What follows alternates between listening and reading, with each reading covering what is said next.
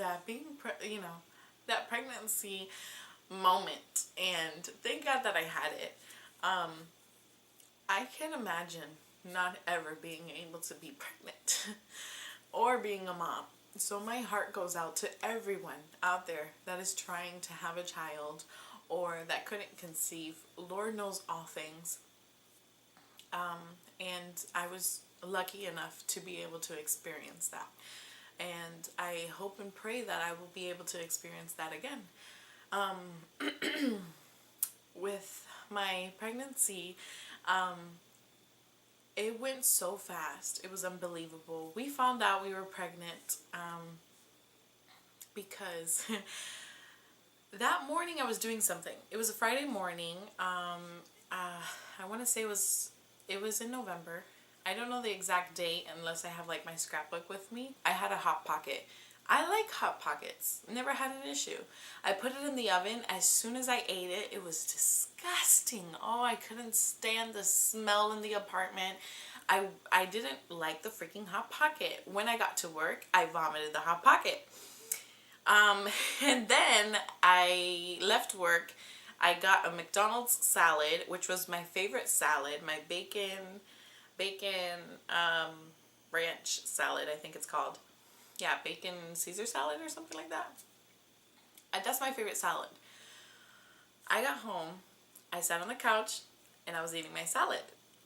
The Bright House guy comes, and he's checking out the cable box, and I'm like, oh, I don't feel good. I don't feel good. But I didn't want to make it obvious because, you know, there was somebody there at the house that was trying to, you know. When the guy left, I was like, babe, something is wrong. I cannot eat my salad. I feel like I'm choking. I was sitting on the couch and it felt like I had like 1,000-pound rock on me. I couldn't get the salad down. It was stuck in my throat. My tummy felt so like clogged up. It was crazy. So my husband's like, we need to go to the store and we need to get a pregnancy test. I was like, really? Do you really think so? Mind you, I got pregnant I got married with my husband when I was 20 years old. 3 years ago. And after we got married, we were like, well, let's start our family, you know? It took us like a year after, to actually be able to conceive. And I think it was because I was losing weight, I was doing good. And little did I know that we were walking in the park back there, actually where we took JenniferInNails' first walk. And I told Heido, I was just like, you know what? Let's just stop thinking about the whole pregnancy thing. Let's just stop about, you know, thinking about the baby. Let's just stop. Let's just take life as it goes. And that same night, I didn't even know, but I was pregnant. Yeah, so he said, we need to go to the store. We need to get a pregnancy test.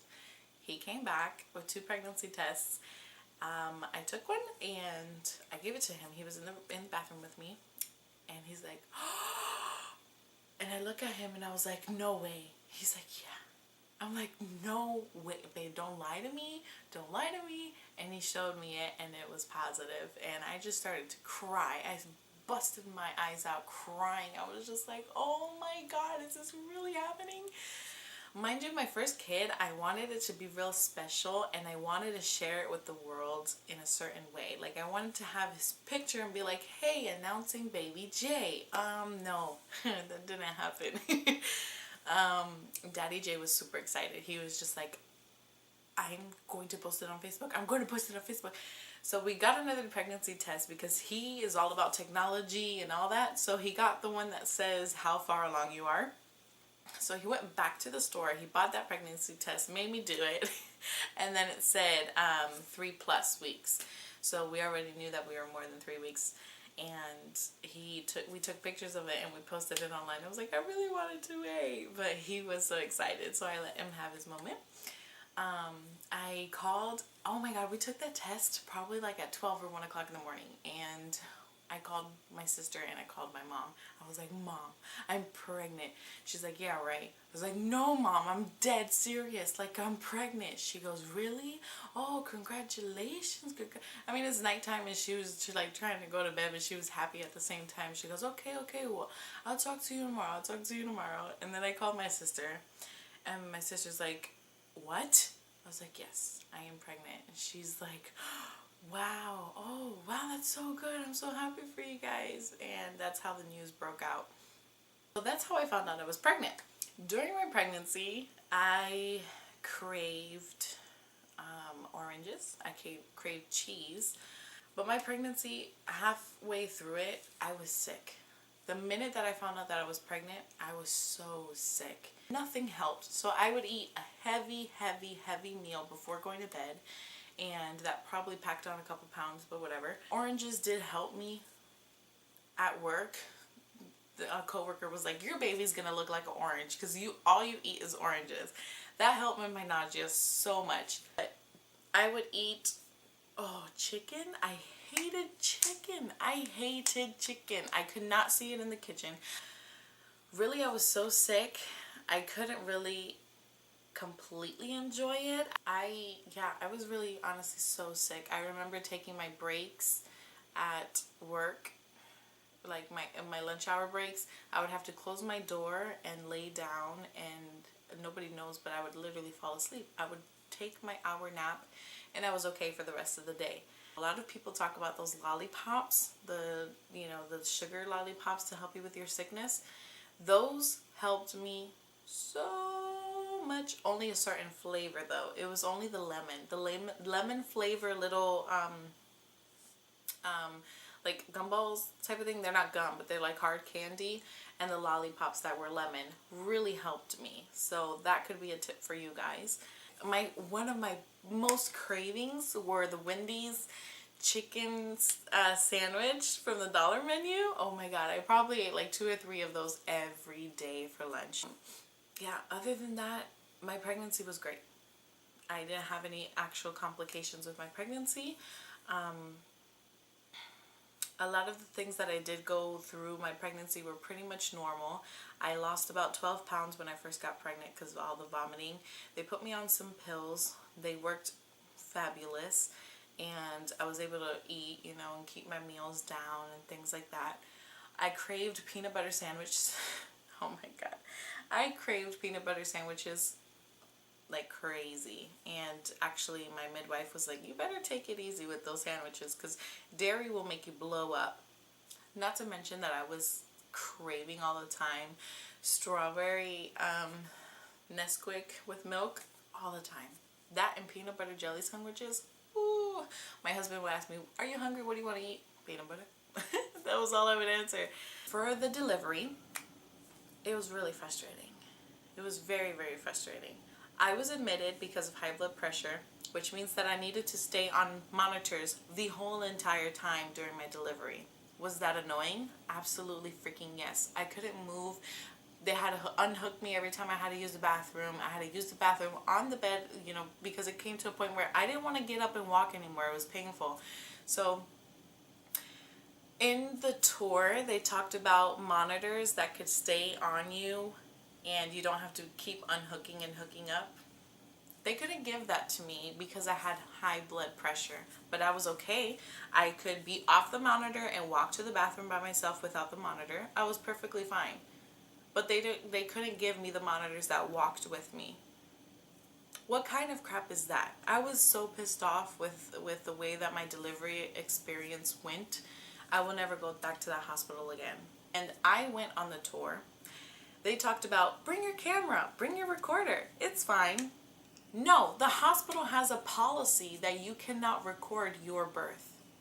Okay? Nobody says that. Nobody said that on the tour. You can't record. They said there's a waiting list for you to have the birthday room suite after you give birth. It's a big room that, people could come and see you and the baby. There's a waiting list. There's no waiting list. It's first come, first serve. There is no waiting list. I was on the waiting list for 2 days. When I gave birth, I requested that room again. Oh, they didn't put you on the waiting list. I said, I've been on the waiting list. No, you're not on there, and unfortunately the rooms are booked up. The ball, the yoga ball that I talked about, that was my best friend, when I went on the tour, they said, you're going to have this available, you know, blah, blah, blah. I couldn't use it because I had high blood pressure and I was on the monitor. I got unhooked from the monitor and I went to the bathroom by myself. Nothing is wrong with me, and I can't be on the ball to you know, relieve my stress and relieve, you know, the feeling that I'm feeling in my pain. No, I couldn't use that. It was ridiculous, you know. So I would recommend for you to go on the tour and get all the information that you possibly can. So many things went wrong, it's not even funny. When you go on the tour to the hospital, all right, please make sure that you guys ask if that hospital is either level 1, level 2, or level 3. Let me explain. The hospital that I went to was a level 1. I didn't know that. The tour person didn't even say that. Level 1 is just basic, okay? They don't have what an actual NICU should have. The oxygen level, you know, things that they could do for your baby. They had to transfer my baby boy to another hospital because of the fact that they didn't have oxygen there for him. They couldn't help him at that hospital.